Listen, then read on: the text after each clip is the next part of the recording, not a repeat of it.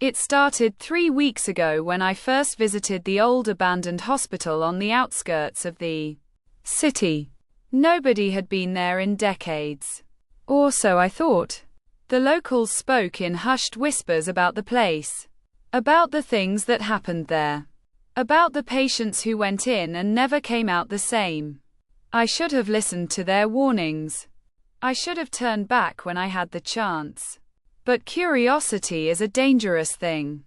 And I was about to learn that some doors, once opened, can never be closed.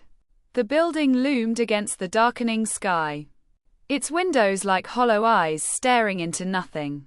As I pushed open the rusted metal door, the smell hit me first.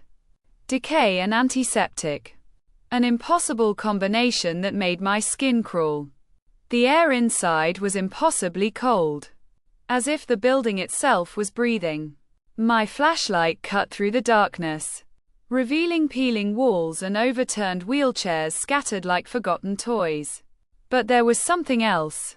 Footsteps in the dust that weren't mine. Shadows that moved when they shouldn't. And a sound, faint at first, but growing louder. The sound of something whispering in a language I didn't understand. I called out, my voice echoing through the empty halls. No answer came, but I could feel eyes watching me from the darkness. Old patient files lay scattered across the floor, their contents speaking of treatments that would make your blood run cold. Lobotomies performed without anesthesia. Patients locked in rooms for years. Experiments with drugs that were never meant for human consumption. That's when I found the door. It was different from the others. Heavy, reinforced, covered in scratch marks from the inside. The lock had been broken, but from the outside, as if someone had tried to contain whatever was inside. A sign hung crookedly, Ward 7, authorized personnel only. What I saw in that room changed everything I thought I knew about reality. The walls were covered in symbols drawn in what looked like blood. Ancient symbols that seemed to pulse with malevolent energy. In the center stood an old medical chair, and strapped to it were the remains of something that was once human. But it had changed, mutated into something else entirely. The whispers grew louder, more insistent.